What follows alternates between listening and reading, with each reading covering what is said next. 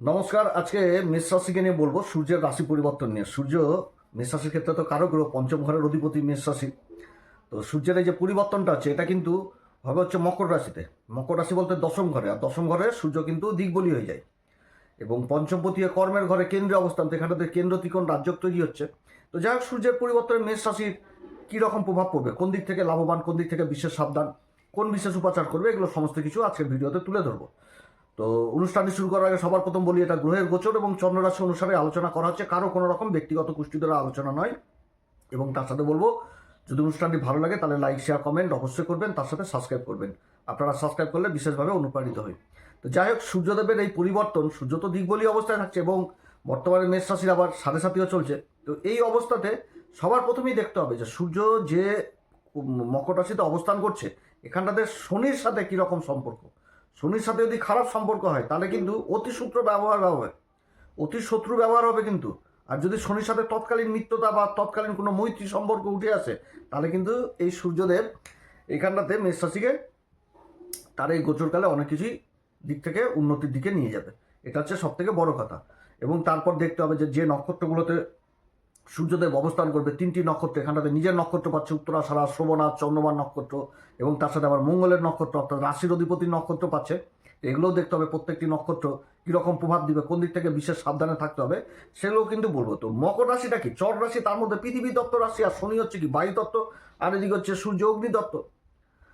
বায়ু তো সবসময় অগ্নিকে জ্বলতে সাহায্য করে, এবং তার সাথে সূর্যদেব কর্মের ঘরে অবস্থান, এটা দিকবলি অবস্থান, কর্মের ঘরে রাজার অবস্থান। এবং পঞ্চমপতি হচ্ছে সূর্য, সূর্য থেকে সরকারি বেসরকারি যে কাজগুলো দেখা হয়, সূর্য থেকে তো দেখা হয়। তো পঞ্চমপতি কর্মের ঘরে অবস্থান করছে, তো এই অবস্থানটা তো খুব ভালো অবস্থান। কিন্তু শনির সাথে যে সম্পর্ক, তো শনিও 7.5 চলছে, এটা ঠিক, কিন্তু শনি তো সম্পূর্ণভাবে দেবগুরু বৃহস্পতির আয়ত্ত রয়েছে। যে মুহূর্তে সূর্য রাশি পরিবর্তন করছে, সূর্যের যে পরিবর্তনটা, এটা 14ই জানুয়ারি থেকে একদম ফেব্রুয়ারি মাসের 12 তারিখ পর্যন্ত 1 মাসের গোচর।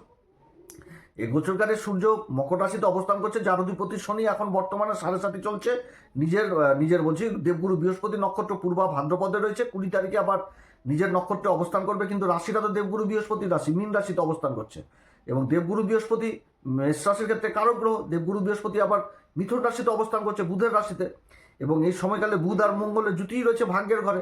সূর্যদেবের পরিবর্তনের পর তো মঙ্গলও পরিবর্তন করবে পরের দিন, আর তারপরের দিন আবার বুধেরও পরিবর্তন হয়ে যাবে, অর্থাৎ চতুর্থ ঘরে যে কর্মের ঘরে একসাথে চতুর্গ্রহের যোগ তৈরি হবে। কিন্তু দেবগুরু বৃহস্পতির সাথে এই যে একটা শনির যে সম্পর্ক, এখানটাতে কিন্তু একটা তৎকালীন মৈত্র সম্পর্ক উঠে আসছে, অর্থাৎ 7.5 মধ্যেও যথেষ্ট কিন্তু ভালো ফল পাবে চারিদিক থেকে, কারণ কর্মের ঘরটাই সম্পূর্ণভাবে অ্যাক্টিভ হতে যাচ্ছে। তবে আমি মেষ রাশির ক্ষেত্রে বলেছি, 2026-এ বলেছি, এবং তার আগেও বলেছি, যখন শনির 7.5 শুরু হয় তখনও বলেছি হিসাব করে চলতে হবে, হিসাব কিন্তু করতে হবে মেষ রাশিকে। কারণ শনি হচ্ছে কি কর্মের ঘর এবং লাভের ঘরের অধিপতি হয়ে ব্যয়ের ঘরে যাচ্ছে। অতএব হিসাব যতটা ম্যানেজ করে যতটা চলা যায়, যে কোনো ক্ষেত্রেই কিন্তু চট করে মানে একটু বাধা বিঘ্ন এগুলো থাকবে, খরচাপাতি যথেষ্ট বৃদ্ধি করিয়ে দিবে। বেহিসাবি খরচাপাতি, যেখানটাতে খরচা করতে ইচ্ছা করবে না, সেদিক থেকে নিজের শরীর স্বাস্থ্যের দিকে খেয়াল রাখতে হবে। তো এই জিনিসগুলো কিন্তু হওয়ার সম্ভাবনা থাকবে। তারপর আবার সূর্যের বছর, সূর্যের সংখ্যাতত্ত্ব, এবং সূর্য হচ্ছে পঞ্চমপতি সূর্য। তো এই সূর্যের যদি আবার অবস্থান খারাপ হয় তাহলেও সমস্যা। তো সূর্য মানে যাদের জন্মকুষ্ঠিতে আলো গ্রহণযোগ রয়েছে, সূর্য শনির নক্ষত্রে বসে রয়েছে, রাহুর নক্ষত্রে, শনির নক্ষত্র অনুরাধাতেই দেখালো বৃশ্চিক রাশিতে যে সূর্য অবস্থান করছে, তাহলে কি হবে, বিচ্ছেদ জিনিসটা তৈরি হবে। সন্তানের সাথে পিতার সাথে পুত্রের বিচ্ছেদ, সেরকম আবার বহু দিক থেকে পরিবর্তন জিনিসটাও হয়ে যাবে পঞ্চমপতি সূর্য অষ্টম করে। তো বিভিন্ন রকম, অর্থাৎ মোট কথা সূর্যকে বলি করতে হবে, সূর্যকে বল দিতে হবে এই 2026-এ। কারণ সূর্য হচ্ছে পঞ্চমপতি, আর্থিক দিকটাকে মজবুত করাবে এই সূর্যই। তো যার জন্য যাদের জন্মকুষ্ঠিতে সূর্যের অবস্থান খুবই খারাপ রয়েছে, তাদেরকে অবশ্যই সূর্যযন্ত্র বাড়িতে বিধিসম্মত মেনে স্থাপন করতে হবে। এবারে সূর্যযন্ত্র কোথায় পাবে? সূর্যযন্ত্র আমরা এই ইউটিউব প্রোডাক্ট বলে একটা অপশন থাকছে স্ক্রিনে, এইখানটাতে আপনারা সূর্যযন্ত্র পেয়ে যাবেন। তো যাদের প্রয়োজন রয়েছে তারা অবশ্যই সূর্যযন্ত্র ব্যবহার করবেন। হাতের মাঝখানে সাদা চন্দন লাল চন্দন বেটে প্রত্যেকদিন স্নান করে উঠে সেই চন্দন সূর্য যন্ত্রের উপর ছিটাবেন এবং বলবেন ওম হ্রিং ঘিনি সূর্যাদিত্যায় সিং। এছাড়া গায়ত্রী মন্ত্র বলতে পারেন, কিংবা যদি এগুলো না হয় তাহলে হাত জোর করে অন্তত প্রণামটা করতে পারবেন যাদের সময়ের অভাব রয়েছে। কিন্তু সূর্যকে বলি করতে হবে, কারণ সূর্যই কিন্তু প্রশাসন, মান সম্মান, পদ প্রতিষ্ঠাা সব কিছু দেবে। পঞ্চমপতি সূর্য যেখানটাতে অবস্থান করবে, কারো গ্রহ তার প্রভাব কিন্তু থাকবে। তো যার জন্য কথাগুলো আমার তুলে ধরা। তো যাই হোক, এই যে সূর্যের যে পরিবর্তনটা হচ্ছে, এখানটাতে তো শনির সাথে তো তৎকালীন সম্পর্ক উঠে এসছে, এটা ঠিক। কিন্তু শনির যে 7.5 চলছে এইখানটাতে কিন্তু প্রথমে বলছি, এখনো বলছি, হিসাবটাকে কিন্তু ছাড়া যাবে না মেষ রাশি। যে কোনো কাজ করতে গেলে অবশ্যই হিসাব করে করতে হবে, কারোর উপর বেশি বিশ্বাস করা চলবে না, নিজের শরীর স্বাস্থ্যের দিকে খেয়াল করতে হবে, বাড়ির বয়স্ক লোকেদের শরীর স্বাস্থ্যের দিকে খেয়াল করতে হবে, চারিদিক থেকে কিন্তু এখন সজাগ হয়ে থাকতে হবে এবং খুবই সাবধানে কাউকে বিশ্বাস করা, কারোর দায়িত্ব নেওয়া, এগুলো কিন্তু থেকে দূরে থাকতে হবে মেষ রাশিকে। তো মেষ রাশির ক্ষেত্রে সূর্যের যে প্রথম নক্ষত্র সেটা হচ্ছে উত্তরাষাঢ়া নক্ষত্র। তো গ্রহ যখন নিজের নক্ষত্রে থাকে তখন এমনিতেই তো বলবান হয়। তো উত্তরাষাঢ়া নক্ষত্রেই থাকছে 14 তারিখ থেকে 23 তারিখ পর্যন্ত। তো এই সময়কালে আবার বহু গ্রহ এই কর্মের ঘর অবস্থান করবে, যেমন শুক্র তো আগে থেকেই রয়েছে, শুক্র এখানটাতে 20 তারিখ পর্যন্ত থাকবে উত্তরাষাঢ়া নক্ষত্রে, যেটা সূর্যেরই নক্ষত্র। তারপরে মঙ্গল অবস্থান করবে, মঙ্গলও চলে আসবে উত্তরাষাঢ়া নক্ষত্রে, তার সাথে সাথে বুধও চলে আসবে। বুধ থাকবে হচ্ছে একদম 22 তারিখ পর্যন্ত উত্তরাষাঢ়াতেই থাকবে, আর মঙ্গল চলে আসবে 28 তারিখ পর্যন্ত। যাই হোক, এই গ্রহগুলো তো এখনো পরিবর্তন হয়নি, সূর্যের পরিবর্তন নিয়ে আলোচনা করছি। তো উত্তরাষাঢ়া নক্ষত্রে সূর্য যখন অবস্থান করবে তখন প্রশাসনিক কাজগুলো যথেষ্ট ভালো হবে। সরকারি বেসরকারি ক্ষেত্রে যাদের প্রমোশনের যোগ বা কোনো দরকারি ডকুমেন্ট এগুলো আটকে রয়েছে, কাগজপত্র ডকুমেন্টেন্সি, এই কাজগুলো যথেষ্ট ভালো হবে। বসের সাথেও সম্পর্ক যথেষ্ট ভালো, উচ্চ আধিকারিকের সাথে সম্পর্ক ভালো রাখতে হবে এই সময়কালে মেষ রাশিকে, সেটাও কিন্তু ইঙ্গিত দিচ্ছে। কারণ এই সময়কালে মঙ্গল আর বুধের অবস্থান হচ্ছে ভাগ্যের ঘরে, দেবগুরু বৃহস্পতি দ্বারা দৃষ্ট।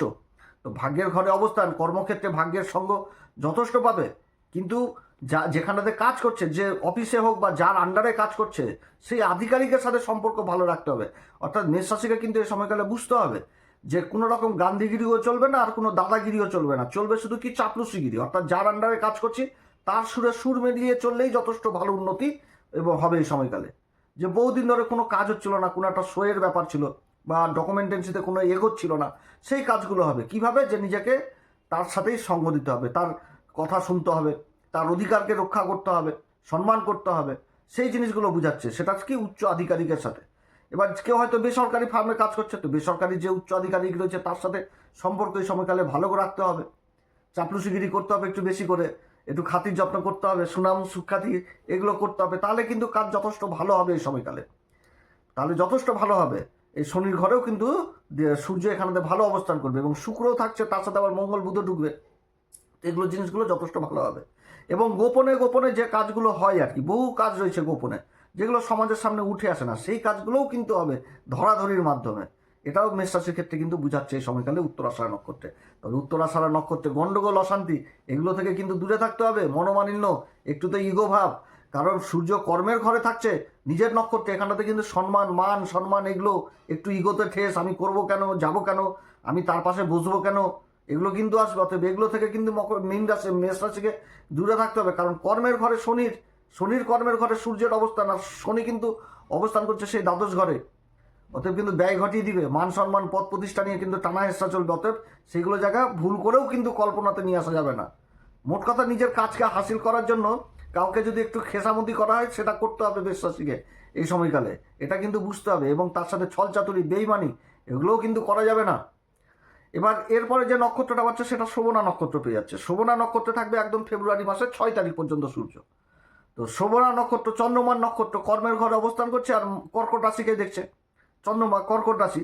এই সময়কালে সব কিছু ভালো থাকবে, মানসিক স্থিতিও ভালো থাকবে, বন্ধু বান্ধবদেরও কর্মক্ষেত্রে সংযোগ সুবিধা পাবে, রাজনীতির সাথে যারা যুক্ত রয়েছেন সেদিক থেকেও উন্নতি, দায়িত্ব, কর্তব্য এগুলো বৃদ্ধি থাকবে, মনের জোর যথেষ্ট বৃদ্ধি পাবে।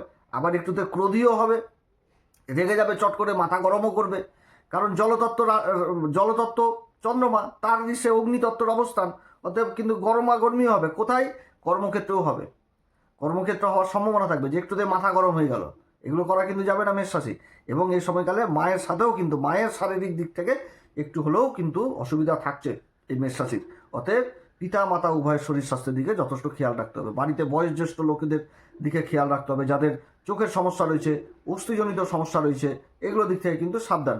এবং মায়ের সাথে কিন্তু আবার মতবিরোধ হওয়ারও সম্ভাবনা এই সময়কালে থাকছে। বাড়িতে একটা কিন্তু কলহের পরিবেশ, একটু হুকুমদারি মনোভাব, এগুলো কিন্তু থাকবে। অতএব এগুলোর দিক থেকে কিন্তু দূরে থাকতে হবে। তবে কর্মক্ষেত্রে আবার বিশেষ উন্নতিও থাকছে।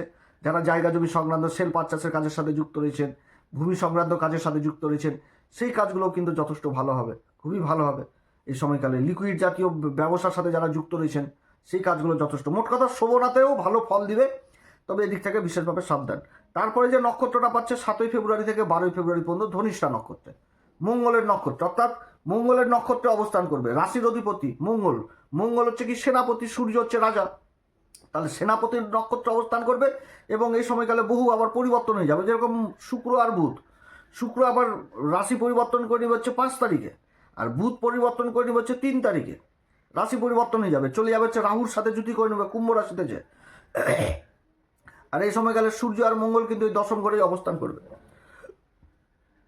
এই সময়কালে মঙ্গল আবার নিজের রাশিকেই দেখবে, এখানটাতে কি হবে, একটু তো অধৈর্য হবে। তবে সূর্য যেহেতু রাজা, সেনাপতির নক্ষত্র অবস্থান করবে, তো এই সময়কালে মকর বলছি মেষ রাশিকে বিশেষভাবে মনে রাখতে হবে, যে কোনো কাজ করতে গেলে প্ল্যান করে চলতে হবে। কারণ রাজা কর্মের আদেশ দিবে, তো সেই প্ল্যান মাফিকই তো চলতে হবে, প্ল্যান করে চলতে হবে, তাহলে কিন্তু যথেষ্ট উন্নতি করতে পারবে যে কোনো কাজে। কারণ মঙ্গল সাথে থাকছে, তো যে কোনো কাজে কাজকর্ম করতে গেলে আগে থেকে রুটিন করে করতে হবে। এবং সময়ের যে দাম, সময়ের যে মূল্য, সেই জিনিসটা কিন্তু মেষ রাশি এই সময়কালে বুঝতে পারবে খুবই ভালো করে, যে সময় যদি একবার হাত থেকে চলে যায়, সেই কাজগুলো মানে সময় যে অ্যাকচুয়ালি কী মূল্য সেটা বুঝতে হবে। এবং কর্মক্ষেত্রে নিজের কর্তব্য, নিজের দায়িত্বকে বিশেষভাবে পালন করবে। যারা সরকারি বেসরকারি কর্মচারী, তাদের জন্য এই সময়টা ভালো, শ্রেষ্ঠ সময় হবে। যারা ব্যবসায়িক মানুষ, তাদের ক্ষেত্রেও যথেষ্ট আমদানি বৃদ্ধি পাবে, বিভিন্ন দিক থেকেও এই সময়কালে উন্নতি থাকছে। কিন্তু এখানটাতেও মাথা গরম, একটুতেই গরমাগর্মি, এই জিনিসটাও বুঝাচ্ছে ধনিষ্ঠা নক্ষত্রে। তবে ধনিষ্ঠা নক্ষত্রের যারা নৃত্য, চিত্র, সঙ্গীত এই সমস্ত কাজের সাথে যারা যুক্ত রয়েছেন, বা এই সমস্ত কাজের ইনস্ট্রুমেন্টের সাথে যারা যুক্ত রয়েছেন, সেই কাজগুলোও কিন্তু ভালো হওয়ার প্রবল সংকেত থাকছে। কিন্তু যেটা বললাম যে প্ল্যান করে চলতে হবে, পরিকল্পনা মাফিক চলতে হবে। ভূমি সংক্রান্ত কাজগুলো যথেষ্ট ভালো হবে। কোনো সরকারি টেন্ডারের কাজের সাথে যারা যুক্ত রয়েছেন, সেই কাজগুলো ভালো হবে এই সময়কালে। সন্তান যে কর্ম করবে, বা সন্তান যদি কোনো কর্মের খোঁজ করে, সেই কাজগুলো, যাদের appointment letter, call letter, promotion letter আটকে ছিল, সেই কাজগুলো ভালো হবে। তারপরে যারা সেনাবাহিনীতে রয়েছেন, ডিফেন্স লাইনে রয়েছেন, তাদেরও একটা ভালো অবস্থান মেষ রাশির ক্ষেত্রে দেখাচ্ছে। হ্যাঁ, তবে কি নিজের শরীর স্বাস্থ্যের দিকেও অবশ্যই খেয়াল রাখতে হবে। কারণ রাজা সেনাপতি নক্ষত্রের সময় মেনটেন, শরীরচর্চা, প্রাণায়াম, যোগব্যায়াম, এগুলো দিক অবশ্যই করতে হবে। নিজের খাওয়া দাওয়ার দিকে যথেষ্ট খেয়াল রাখতে হবে। ক্লান্তির ছাপ থাকবে, এগুলোও থাকছে মেষ রাশির ক্ষেত্রে। অতএব এগুলো হওয়ার প্রবল সম্ভাবনা থাকছে। তো যাই হোক, অনেক কথা আলোচনা করলাম। এরপরে আবার আসবো মঙ্গলের পরিবর্তন, একদিন পরে আবার এটার ভিডিও দিব। আর বুধের পরিবর্তন রয়েছে, চতুর্গ্রহী যোগ।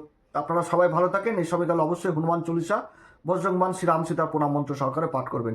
সূর্যদেবকে অর্ঘ্য দিবেন। পিতাকে অসম্মান করা যাবে না মেষ রাশি এই সময়কালে। পিতাকে অসম্মান করা মানে নিজের হাতে নিজের ভাগ্যকে নষ্ট করে দেওয়া, এটাও কিন্তু বুঝাচ্ছে এই মেষ রাশির ক্ষেত্রে। অতএব পিতা যেরকমই থাকুক, পিতাকে সম্মান অবশ্যই করতে হবে, গুরুজনকে সম্মান বেশি করে করতে হবে। তো যাই হোক, আপনারা সবাই ভালো থাকেন। এরপরে আবার আসবে একটি নতুন পর্ব নিয়ে। নমস্কার, ধন্যবাদ।